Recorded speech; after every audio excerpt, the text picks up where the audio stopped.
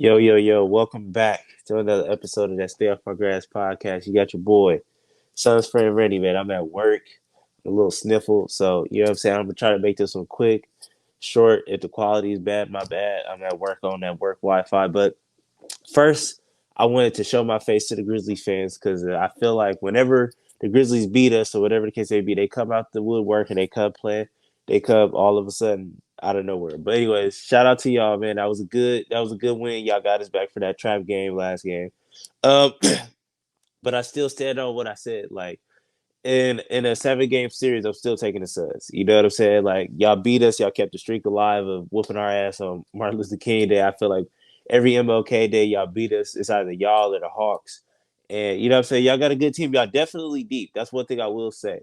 The Grizzlies are super deep, but I just feel like there's a lot of flaws with the team. You know what I'm saying?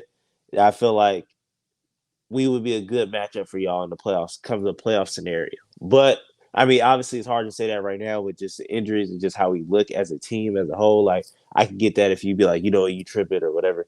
But all right, it is what it is. Y'all take y'all. I just wanted to show my face and let y'all know, hey, I'm taking my eyes on the chin. So it is what it is, man. But Ja Morant, he had a good game today.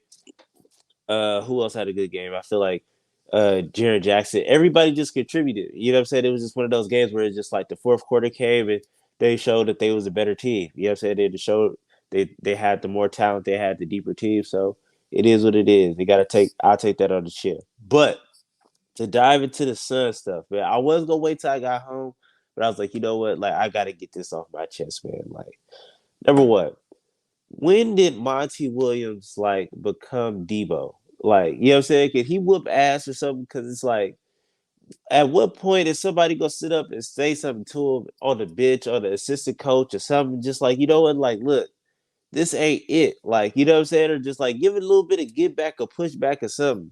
Because like, I feel like at this point, dog, it's like it don't make sense. Like, yeah, okay, cool. Let's because today I got time, kind of. Because it's like, let's get surgical with it. Let's get surgical for real, for real. Let's be for real.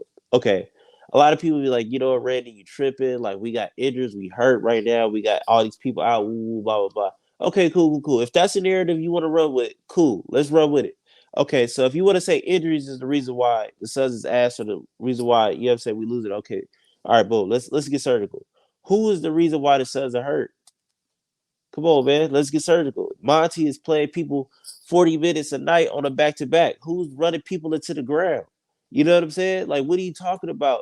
Like injuries. Okay, if you want to say injuries, okay, cool. Monty is literally running people to the ground, playing CP3 40 minutes a night, playing Devin Booker 45 or 40, you know what I'm saying, plus minutes a night on back to backs.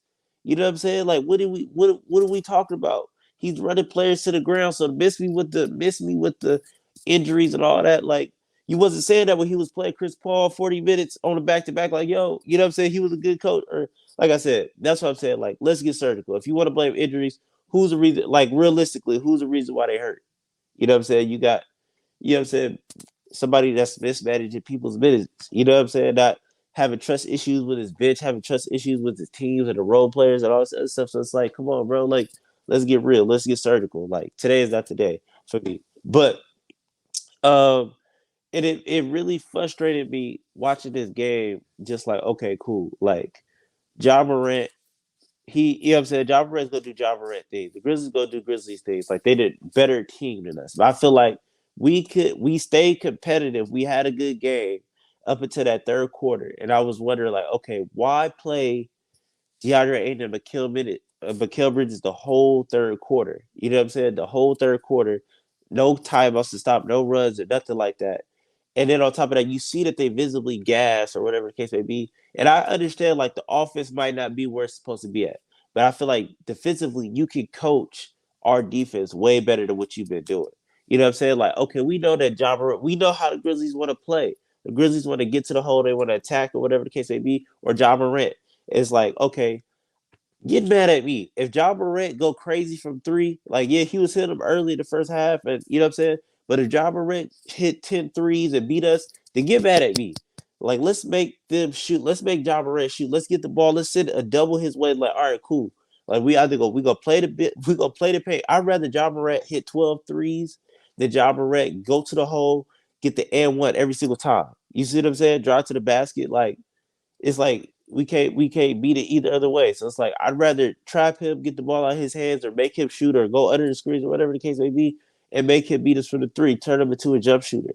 But it's like, what do I know? You know what I'm saying? What do I know? I'm just a fan watching the game. But like I said, it's just irritating. It's just irritating. And this is my challenge to Monty Williams. Like, look, I challenge you for the rest of the season, let's not have another game where we get dubbed. Like, just another game where we don't get dubbed. Like where we don't go down 20 points at any point in the game. Like that's my challenge to Monty Williams. Like, look, let's let's not go under 20 points because I feel like at this point it's ridiculous, bro.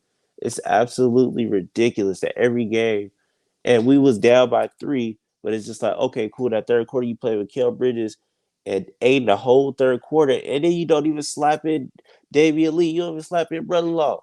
Like it's like, come on, man. Like, what are we doing? What are we doing? And like I said, people, you want to sit up here and hide behind the oh we're hurt, oh we're you know what I'm saying, but it's like realistically, dog. Like, what is the reason why we hurt? Because he's running people into the ground. He's running niggas into the ground. You know what I'm saying? You got DA coming in the game with 3 minutes left, down by 20, tweaking his ankle.